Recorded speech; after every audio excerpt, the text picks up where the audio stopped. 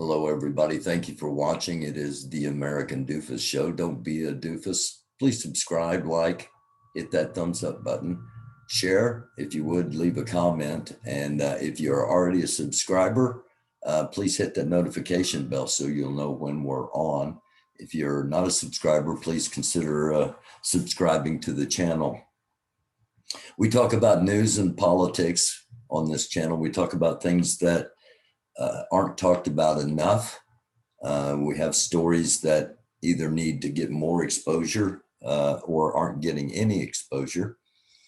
And we have people on here of all different opinions and all different perspectives. And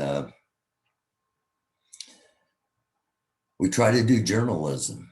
We try to talk about the facts, not fiction. And we try to get to the facts. We don't this show's not just about talk. It's not just about talking about whatever, just so that we're on the air. There are shows that do that. That's fine. That's not what we do here. Because talking can get people in trouble. Inadvertently or intentionally, people say things on the internet that have impacts in real life. Now, this is the first time I'm talking about Othal Wallace, otherwise known as Ozone. Not because I wasn't aware, but because it was getting talked about more than enough. And there wasn't anything really to say that hasn't and wasn't and isn't being said. We try to do journalism here. And one of the things you're taught as a journalist is if there's a criminal investigation, you call the police and find out what they are willing to tell you. When I was on radio, the first thing every morning was go to the police department and check the police log to see who had been arrested, ask questions about the arrest because it's going to be a story. So I called the Daytona Beach Police Department and asked some questions. And as you might expect, the majority of the questions were responded to with, this is an ongoing investigation. And keep that in mind, it is an ongoing investigation.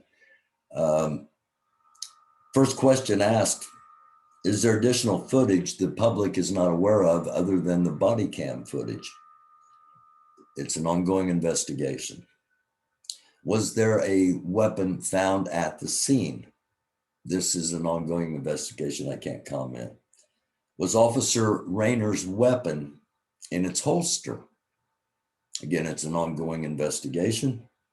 Was there another officer in the police cruiser or at the scene at the time of the incident? No, he was patrolling solo. Number 5, I asked, was there a big break that put you on the path to finding Mr. Wallace? And electronic surveillance was a key. And I said, can you expand? How did that work?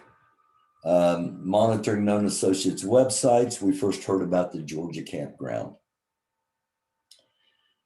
I then asked, do you have a timeline for court? And the reply was, that question is for attorneys.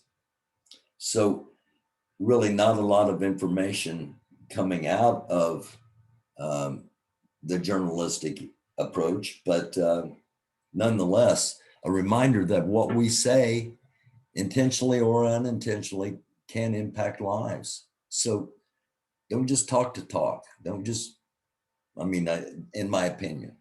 And if you listen to sources that's all it's about, just consider the source of the talk.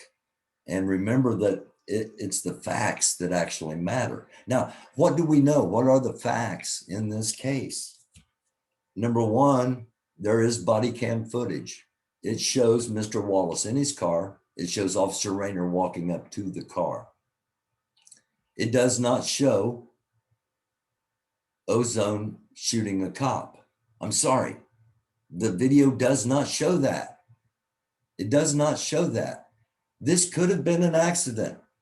The officer could have had his gun out and in an altercation, it went off and he actually it was his gun that shot him in the head. We don't know yet. We don't know. I asked questions I thought were relevant and pertinent to trying to determine what might have happened. I didn't get a lot of responses, as I said, but that's the purpose of asking questions. And that's what we do on this show with guests.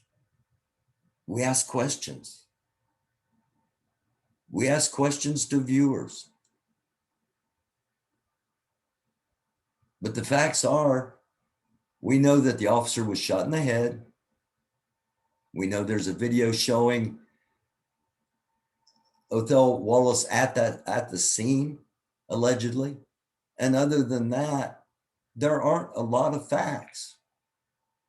And people that are talking about anything other than facts are just speculating, are just guessing. And there's the possibility of getting people riled up when the truth does all finally come out, potentially unnecessarily riled up. That's just why I do the things the way I do things on here. I could not say anything about this because it's too big of a story. It would look like I was trying to cover something up. So I'm waiting on the facts. I'm waiting to find out what actually happened. And we'll keep reporting on everything else that we report on. But for those of you that are saying I'm ducking this story or whatever, no, there just aren't a lot of facts yet. And that's what I'm waiting to deal with. So until next time, I thank you for watching. I wouldn't be doing this. I wouldn't be able to do this if it weren't for the people that subscribe, that are members of the channel and help me out monthly, and those that donate on a one-time basis or multiple times on Cashapp. I wouldn't be able to do this. And I thank you. I look at this as like, I'm the NPR of social media news, in that I stay in the middle and try to do facts, because it's not about views, it's not about clicks, it's about peace, and that path, the lane, if you will, that we travel on in this program, and my viewers, our lane is getting narrow, more and more narrow each and every day. The lane of peace, if you will, and we're going to keep on it. We're going to stay on it. And again, I thank all of you for watching. It's the American Doofus Show. Don't be a doofus. I love you all. Thank you very much. Peace to all of you. Shalom, salam, blessings, namaste. If you're a fellow Christian, may the Spirit of Christ start rising up in all of us, because it is a dark world. Do try to be a light. I love you all. Until next time, don't be a doofus.